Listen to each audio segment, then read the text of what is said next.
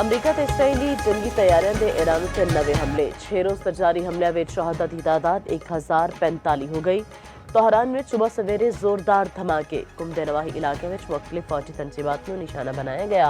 Israeli media का Iran के ballistic missile निज़ाम के अहदाफ को नाकारा बनाने का दावा। इसराइली फिजाइया का कहना है ईरान उत्ते 5000 टन तो वध गोला बारूद सटिया जा चुकिया। मेहराबाद एयरपोर्ट इलाके में बंबारी की गई। इसराइल का ईरानी लड़ाका तैयारे को मार सुट्टन का दावा। सूबे कुजवीन में मैन्युफैक्चरिंग कंपनी उत्ते भी हमला, 23 अफराद जख्मी। सूबे भर में 6 अफराद जा बहक होए। लबनान के शिमाल में फलस्तीनी पनाहगजीन कैंप के जनूबी इलाके उत्ते इसराइली हमले, 5 अफराद शहीद।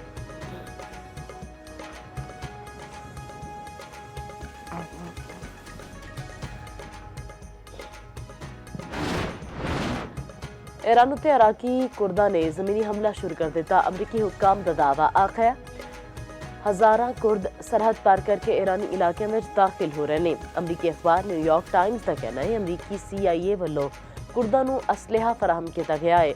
कुर्दां दी पेशकदमी विच मदद लई सरहद शाहराहां उत्ते चैक पोस्टां उत्ते पासदारान ते अमरीका दी शदीद बंबारी।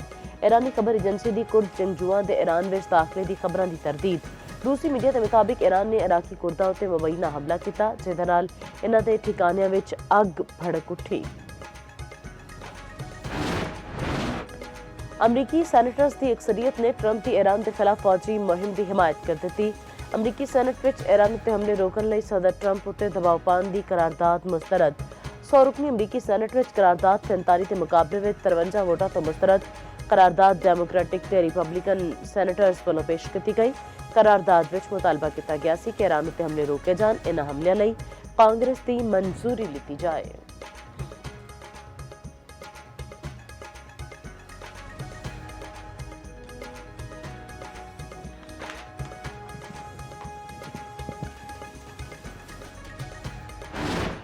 डोनाल्ड ट्रंप का पूरी कुवत नाल ईरान उत्ते हमले जारी रखने का ऐलान। अमरीकी सदर ने राउंड टेबल कॉन्फ्रेंस नाल खिताब विच आखिया असीं हमला न करदे तां ईरान दे कोल छेती एटमी बम हुंदा। पाक लोकां दे कोल एटमी बम होना दुनिया लई खतरनाक हो सकता है। ईरानी कयादत को खत्म कर दिता। असीं मजबूत पोजीशन विच हां। ईरान में जेड़ा भी रहनुमा बनना चाहुंदा है इसका अंजाम मौत उत्ते होवेगा। ईरान दे मिसाइल लॉन्चर का सिफाया किया जा चुका है। ऐसी ईरान में 47 साल तो जारी कतलेआम रोकया। एक सवाल के जवाब विच आखिया ओबामा ने न्यूक्लियर डील विच ईरान नूं सब कुछ दे दिता सी।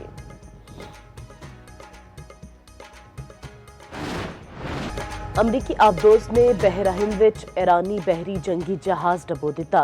27 अफराद हलाक, 78 जख्मी। अमरीकी हुक्काम की तस्दीक आखिया बहरी जहाज नूं तारोपेड नाल निशाना बनाया। श्रीलंका का कहना है जहाज में भारतीय मशरकी बंदरगाह तो ईरान वापिस जांदिया होया निशाना बनाया गया। इधर अमरीका का बहरी जहाज़ों को तबाह करके डबोन का भी दावा। सेंटकॉम में वीडियो जारी कर दी। आखिया लड़ाका तैयारा डिगन ते 100 अमरीकी फौजियों की हलाकत के दावे गलत ने। तर्जमान व्हाइट हाउस का कहना है ईरान के अपनाए हुर्मज उत्ते गिरफ्त खत्म करन जा रहे हैं।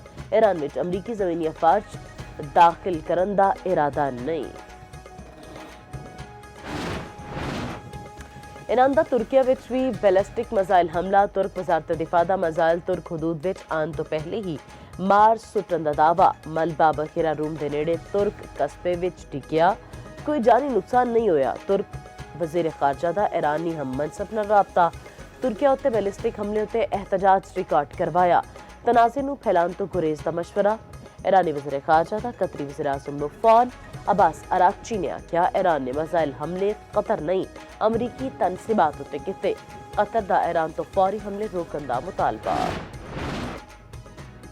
अमरीका के साबिक वज़ीर खारजा एंटोनियो ने ट्रंप इंतजामिया नूं ईरानी जंग खत्म करने की तजवीज़ दे दी। आख्या रस्ता यह भी कढ़िया जा सकता है कि ट्रंप इंतजामिया कवे असी आयतुल्ला हमनाए नूं मार दिता है।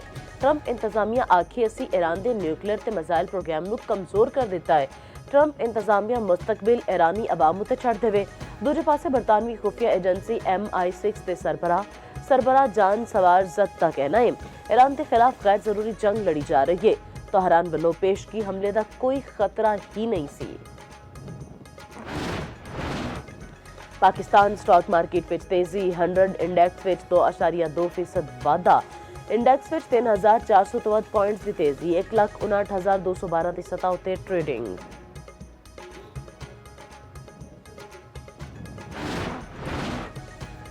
मशरक़े वुस्ता की सूरत हाल के बायस फिजाई हदूद की बंदिश का छठा रोज़। पाकिस्तान तो मशरक़े वुस्ता लिए अज भी 130 परवाज़ा मनसूख। 6 रोज़ विच मनसूख परवाज़ा की तादाद 708 हो गई। Dubai, Sharjah, Bahrain, Kuwait, Qatar ते होर मुल्कां लई फ्लाइट ऑपरेशन मुतासिर। अज कराची तो 30, इस्लामाबाद 36, लाहौर 22, पेशावर मुल्तान 14-14, सियालकोट 10, फैसलाबाद तो 4 परवाज़ा मनसूख।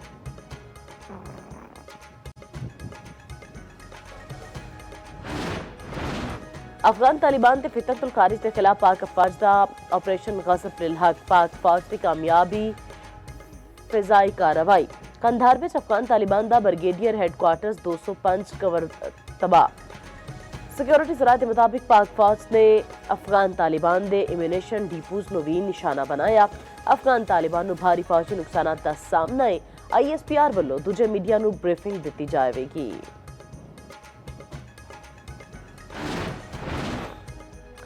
शहादा दियां कुर्बानियां पाकिस्तान की सलामती ते इस्तेहकाम की बुनियाद ने। फील्ड मार्शल आसिम मुनीर की जनूबी वज़ीरिस्तान के इलाके वाना के दौरे के दौरान गलबात। ISPR के मुताबिक फील्ड मार्शल के अगले मोर्चे उत्ते तैनात अफसरान ते जवानां नाल मुलाकात। मगरबी सरहद उत्ते सिक्योरिटी सूरत हाल ते ऑपरेशन तैयारियां का जायजा लिता। फील्ड मार्शल ने ऑपरेशन गज़ब लिल हक तो मुतालिक ब्रीफिंग दी गई। फील्ड मार्शल का शहादा नू खिलाजा इक़ीदत यादगार शहादा उत्ते फुल भी रखे।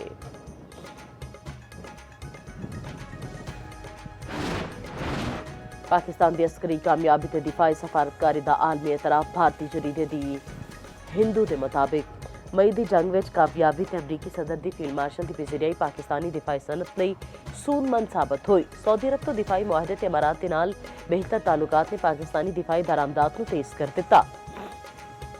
पाकिस्तान अजरबैजान, म्यांमार ते नाइजीरिया ते बांग्लादेश के नाल भी मुआहदे लई तैयार है। पाकिस्तान की दिफाई पैदावार कई अरब डॉलर सालाना तक अपड़ चुकी है।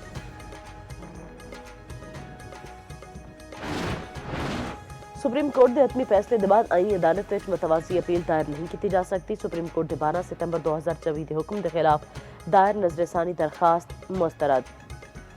विफाकी आईनी अदालत ने आख्या 27वीं तरमीम के बाद भी विफाकी आईनी अदालत को सुप्रीम कोर्ट के हतमी फैसले उत्ते निगरानी या अपील सुनन का इख्तियार नहीं मिलिया। आयन लामुतनाही मुकदमाबाजी की इजाजत नहीं देंदा।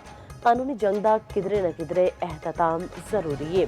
तहरीरी फासले में अदालत ने आख्या जमीन के मुआवजे का झगड़ा अवामी अहमियत का हामिल नहीं बल्कि एक निजी मामला है। सुप्रीम कोर्ट के हतमी फैसले नू इस्लाही नजरसानी के नाम उत्ते दोबारा नहीं खोलिया जा सकता।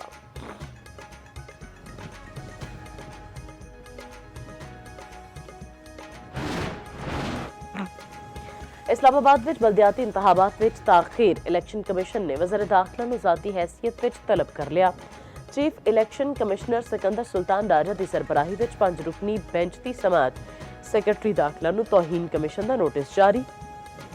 Chief election commissioner Islamabad Ali Randhawa election commission विच पेश। चीफ इलैक्शन कमिश्नर ने आख्या सैकटरी दाखिला कितने ने ICT हुकाम तुसी जाओ ते किधरे सानू सुनिया नहीं गया। आइंदा समातों ते वज़ीर दाखिला खुद आएंगे।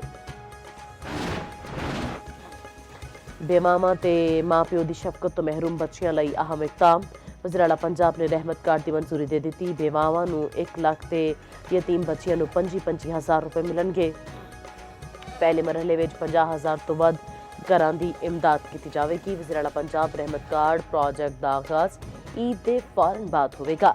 मरीम नवाज का कहना है कि पंजाब में बेवा हुण मोहताज नहीं रियासत की जिम्मेदारी है। बेवा नू खैरात नहीं बाविकार हक मिलेगा। हकदार तक हक पहुंचाने लई सारे वसाइल बुरे कार लियावांगे।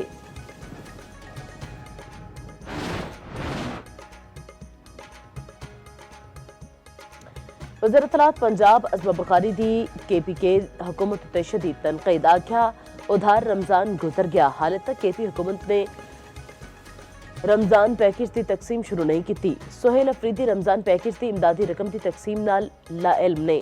पूरी KP हुकूमत का फोकस सिर्फ अडियाला के कैदी की तरफ है। पंजाब हुकूमत 3 लाख अफराद नू रमजान निगहबान की इमदादी रकम मुंतकिल कर चुकी। पंजाब हुकूमत अगले चंद दिनों में 40 लाख का हदफ हासिल करेगी। बिजली सारिफिन लई बुरी खबर। कराची समेत मुल्क भर विच ₹1.63 फी यूनिट महंगी। नैपरा ने नोटिफिकेशन जारी कर दिता। बिजली जनवरी की माहाना फ्यूल एडजस्टमेंट की मद विच महंगी की गई। सारिफीन कोलों मार्च के बिलों में इजाफी वसूलियां होणगियां। इजाफे का इतला के इलैक्ट्रिक सारिफीन उत्ते भी होवेगा।